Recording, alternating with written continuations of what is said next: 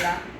ಮುಂಚಾನೆ ನಾನು ನಿನ್ನೆ ರಾತ್ರಿ ಬಂದಿದ್ದೆ, ಇನ್ನು ರಾತ್ರಿ ಬಂದು ಪ್ರೇಯರ್ನಲ್ಲಿ ಕುಂತು ಪ್ರಾರ್ಥನೆಗಳಿದೆ. ಸ್ವಾಮಿ ನಾನು ಎಲ್ಲಿ ಹೋಗ್ಬೇಕು ಸಭೆ ಗೊತ್ತಾಗಲಿಲ್ಲ. ಮುಂಜಾನೆ ಮಾಚಾಪುರದಲ್ಲಿ ಅಲ್ಲಿ ಸೈಮನ್ ಪಾಸ್ಟ್ ಅಂತ ಒಬ್ಬರಿದ್ದಾರಂತೆ, ಅಲ್ಲಿ ಕೂಡ ದೇವರ ಸಭೆ ನಂಗೆ ಗೊತ್ತಿಲ್ಲ, ಯಾರು ಪರಿಚಯ ಇಲ್ಲ. ಅಲ್ಲಿ ಒಬ್ಬರ ಮುಖಾಂತರ ನಮ್ಮ ಬ್ರದರ್ ಅಣ್ಣನ ಮುಖಾಂತರ ತಮ್ಮನ ಮುಖಾಂತರ ಕರ್ಕೊಂಡೋಗಿ ಫಸ್ಟ್ ಒಂದು ಮೆಸೇಜ್ ಕೊಡ್ಬೋದು ಬರ್ಬೋದು ಅಂತ ಹೇಳುವಾಗ ಅಲ್ಲಿ ಕೂಡ ನಾನು ಮೆಸೇಜನ್ನು ಕೊಟ್ಟೆ. ದೇವರ ಕೃಪೆ ಇಲ್ಲಿ ಕೂಡ ನಾನು ಬೇಡ ಸುಮ್ಮನೆ ಯಾಕೆ ಅಂತೇಳಿ ರಿಸ್ಕ್ ಬೇಡ, ಇಲ್ಲಿ ಹೋಗ್ಬಿಡ್ಬೇಕು, ನಾನು ಊರಿಗೆ ಬೆಳಗ್ಗೆ ಹೋಗ್ಬೇಕು, 9 ಗಂಟೆಗೆ ನನಗೆ ಬಸ್ ಇದೆ, ನಾನು ಹೋಗ್ಬೇಕಂತ ವಿಚಾರ ಮಾಡುವಾಗ ಗಣಪತಿ ಅವರು ಬ್ರದರ್ ಹೋಗ್ಬೇಕು ಖುದಾಗಾರ ನಿಮ್ಮ ಪ್ರಾರ್ಥನೆಯಲ್ಲಿ ಸ್ಟಾರ್ಟ್ ಆಗಬೇಕು ಅಂತ. ಅಲ್ಲೆಲ್ಲಾ ನಾನು ಬರಬಾರ್ದು ಯೇಸು ಬರ್ಬೇಕಂತ ಹೇಳಿದ್ರು. ಅಲ್ಲಿ ನಾನು ಬರಬಾರ್ದು ಯೇಸು ಸ್ವಾಮಿ ಬರಬೇಕು. ಈಗ ನೋಡ್ರಿ ಎಲ್ಲ ಇದು ಖಾಲಿಯಾಗಿದೆ. ಏನಾಗಿದೆ? ಎಲ್ಲ ಖಾಲಿಯಾಗಿದೆ. ಆದರೆ ನನಗೊಂದು ಆಸೆ ಇದೆ, ಈ ಚರ್ಚ್ ಹೊತ್ಕೊಂಡು ಎಷ್ಟು ನಾನು ಪ್ರವಾದಿ ಮಾಡಿ ಹೋಗ್ತೇನೆ. ಅಲ್ಲೆಲ್ಲಾ ಯಾಕಂದ್ರೆ ಯೇಸು ಸ್ವಾಮಿ ಆಲ್ರೆಡಿ ಬಂದದ್ರು. ಖುದಾಕ ಘರ್ನಲ್ಲಿ ಯೇಸು ಸ್ವಾಮಿ ಇವತ್ತು ಬಂದಾಯ್ತು. ಎಲ್ಲ ಖಾಲಿ ಇದ್ದದನ್ನ ಇವತ್ತು ದೇವರು ಯಾವ ತರ ತುಂಬುತ್ತಾರೆ ಆ ವಚನ ಪ್ರಕಾರವನ್ನ ನಾನು ಒಂದ್ ಸ್ವಲ್ಪ ಧ್ಯಾನ ಮಾಡಿಕೊಳ್ಳೋಣ. ಮತ್ತಾಯ ಬರೆಸುವಂತೆ 4ನೇ ಅಧ್ಯಾಯ 20ನೇ ವಚನವನ್ನ ಸ್ವಲ್ಪ ಧ್ಯಾನ ಮಾಡಿಕೊಳ್ಳೋಣ. ಮತ್ತಾಯ ಬರೆಸುವಂತೆ 4ನೇ ಅಧ್ಯಾಯ 20ನೇ ವಚನವನ್ನ ಸ್ವಲ್ಪ ಓದಿಕೊಳ್ಳಿ. ಯಾರು?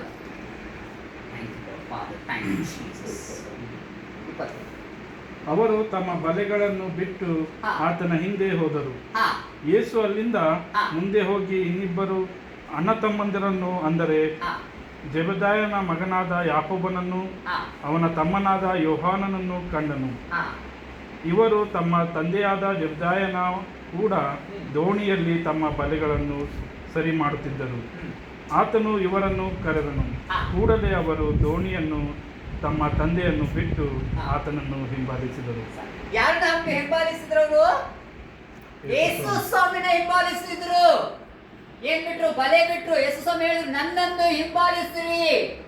ನಾವು ಯಾವಾಗ ಯೇಸು ಸ್ವಾಮಿಯನ್ನ ಹಿಂಬಾಲಿಸ್ತಿದ್ದೇವೋ ಆವಾಗ ನಮ್ಗೆ ಐಶ್ವರ್ಯ, ನಮ್ಗೆ ಏನು ಬೇಕೋ ಅದು ನಮ್ ಹಿಂದೆ ಬರ್ತದೆ.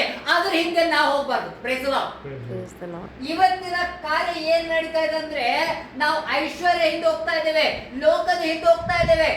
ಆದ್ರೆ ದೇವ್ರನ್ನ ಏನ್ ಮಾಡ್ತಾ ಇದ್ದೇವೆ? ದೇವ್ರ ಹೆಸರಿಗೆ ಆರಾಧನೆ ಮಾಡ್ತಾ ಇದ್ದೇವೆ. ಆದ್ರೆ ದೇವರು ಬಿಟ್ಟು ದೂರ. ನಾನು ಯೌವನಸ್ಥರಿಗೆ ಇವತ್ತು ಮೆಸೇಜ್ ಕೊಟ್ಟಿದ್ದೆ. ಏನಪ್ಪಾ ಅಂದ್ರೆ ಆ ಆತ್ಮ ಏನ್ ಮಾಡ್ತಾ ಇದೆ ಅಂದ್ರೆ ಯೌವನಸ್ಥರಿಗೆ ಮದುವೆ ಆಗ್ತಾ ಇಲ್ಲ, ವ್ಯಭಿಚಾರದ ಆತ್ಮದಲ್ಲಿ ಕರ್ಕೊಂಡು ಹೋಗ್ತಾ ಇದೆ. ವ್ಯಭಿಚಾರದ ಆತ್ಮದಲ್ಲಿ ಕರ್ಕೊಂಡು ಹೋಗ್ತಾ ಇದೆ. ಕೆಟ್ಟ ಕೆಟ್ಟ ಸಂಗತಿಯಲ್ಲಿ ಕರ್ಕೊಂಡು ಹೋಗ್ತಾ ಇದೆ. ಪ್ರಕಟಣೆ ಗ್ರಂಥ 2ನೇ ಅಧ್ಯಾಯ 20ನೇ ವಚನದಲ್ಲಿ ನಿಮ್ಗೆ ಕಾಣ್ತದೆ. ಅದು ಜೇಬೇಲನ ಆತ್ಮ. ಜೇಬೇಲನ ಆತ್ಮ. ಆ ಆತ್ಮ ಯೌವನಸ್ಥರಿಗೆ ಬಹಳ ಕಾಟ ಕೊಡ್ತಾ ಇದೆ ನನ್ನ ಪ್ರಿಯರೇ.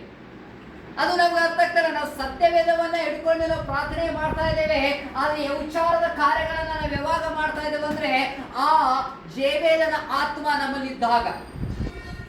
ಆ ಜೇಬೇಲನ ಆತ್ಮ ಯಾವಾಗ ತೆಗಿಬೇಕಾದ್ರೆ ನೀವು ಮೊಣಕಾಲು ಊರಿ ಪ್ರಾರ್ಥನೆ ಮಾಡುವುದಾದ್ರೆ, ನಿಮ್ಮಲ್ಲಿ ಬೆಂಕಿ ಇರುವುದಾದ್ರೆ ಆ ಜೇಬೇಲ ಆತ್ಮವನ್ನು ಬಿಟ್ಟು ಹೋಗ್ತದೆ. ಆ ಜೇಬೇಲ ಆತ್ಮ ಯಾವ್ದಪ್ಪ ಅಂದ್ರೆ ಫಸ್ಟ್ ಪಾಪ ಯಾರು ಮಾಡಿದ್ರು?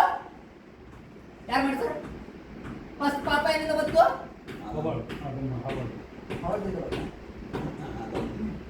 ಅವಳಿಂದ ಬಂತ? ಆದಮ್ನಿಂದ ಬಂತ? ನೋಡಿ, ಇನ್ನೊಂದು ವಿಚಾರ ಮಾಡ್ರಿ. ಪಾಪ ಎಲ್ಲಿಂದ ಬಂತು? ಪಾಪ ಎಲ್ಲಿಂದ ಬಂತು? ಅದೇ ಗೊತ್ತಿಲ್ಲ ಅಂದ್ರೆ ಬೈಬಲ್ ಏನು ಓದಿರ್ಬೇಕು. ನಾನು 32 ಸಾವಿರ ಬೈಬಲ್ ಮುಗಿಸ್ಬಿಟ್ಟು ನಾನು ಎಲ್ಲಿ ಪಿಕ್ಚರ್ದಲ್ಲಿ ಹೋದ್ರೆ ಬೈಬಲ್ ಹಿಡಿಯಲ್ಲ, ಸ್ವಾಮಿ ಆತ್ಮದಿಂದ ನಡೆಸಬೇಕು. ಅವಳ ಏನ್ ಮಾಡಿದ್ರು? ತಂದೆ ಜೊತೆ ಇದ್ರು, ಹೇಳ್ಕೋರಿ, ದೇವರ ಜೊತೆ ಇದ್ರು. ಆದಾಮನು ಕೂಡ ದೇವರ ಜೊತೆ ಇದ್ದ. ಇಬ್ರು ಒಂದಾಗಿದ್ರು. ದೇವ್ರು ಏನ್ ಮಾಡಿದ್ರು? ಏದೇನ್ ತೋಟದಲ್ಲಿ ನಿಮ್ಮನ್ನ ಕಾಯಕ್ಕಿಟ್ಟಿದ್ರು. ಆದ್ರೆ ವಂಚನೆ ಮಾಡಿದ ಯಾವುದು? ಮತ್ತು ಪಾಪ ಏನೇನು ಬಂತು?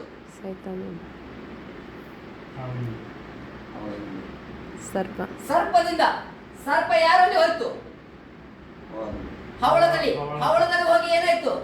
ತಿನ್ನಬಾರದ ಹಣ್ಣನ್ನ ತಿಂದು ಎಲ್ಲಾ ಗಿಡದ, ದೇವರೇನು ಹೇಳಿದ್ರು? ಎಲ್ಲಾ ಗಿಡದ ಹಣ್ಣನ್ನು ತಿನ್ನು, ಆದ್ರೆ ನಡುವಿನ ಹಣ್ಣು ಮುಟ್ಟಲೇಬಾರದು, ತಿನ್ನಲೇಬಾರದು.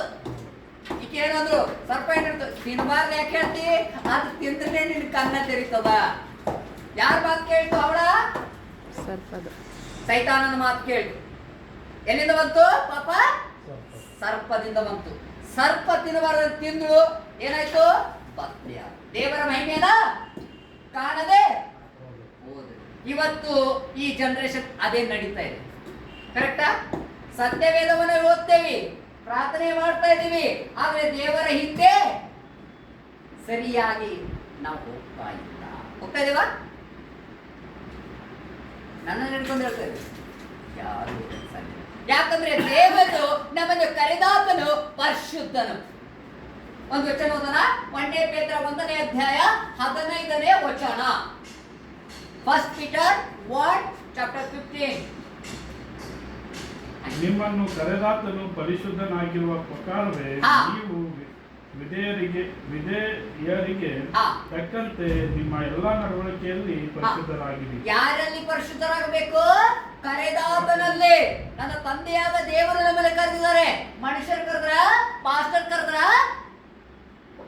ಯಾರು ಕರೆದಿಲ್ಲ. ನನ್ನ ಕರೆದಾತನನ್ನ ಯೇಸು. ಅವನ ಪರಿಶುದ್ಧತೆಯಲ್ಲಿ ನಾವು ಕಾಪಾಡುವುದಾದ್ರೆ, ಸೈತಾನ ಹೇಳ್ತಾನೆ ಆದ್ ಮಾಡೋ, ಲೋಕದಾಗ ಅವ್ರ ಗಾಡಿ ತಗೊಂಡ್ರ ನೋಡು, ಅವ್ರ ಐಶ್ವರ್ಯ ತಗೊಂಡ್ ಬಂಗ್ಲೆ ತಗೊಂಡ್ರ, ನೀ ಯಾವಾಗ ತಗವ, ನೀವ್ ಯಾವಾಗ ತಗೋ ಹಾಕ್ತಾನಿಲ್ಲ ತಲೆಯಾಗ, ವಿಚಾರ ಮಾಡ್ತಾನಿಲ್ಲ. ಅವ್ ಹೆಂಗಿದ ನೋಡು ಅವ. ಅವಾಗ ನಾವೇನ್ ಮಾಡ್ತೀವಿ, ಇವ್ ನನ್ ಮುಂದೆ ಇಷ್ಟು ತಗೊಂಡ ಅವನಿಗಿಂತ ನಾವೇನ್ ಮಾಡ್ತೀವಿ, ಡಬಲ್ ಮಾಡಕ್ ನೋಡ್ತೀವಿ. ಹೌದಾ? ಅದು ಸೈತಾನನ ಕೆಲಸ. ಯೇಸು ಸ್ವಾಮಿ 40 ದಿವಸ ಉಪವಾಸ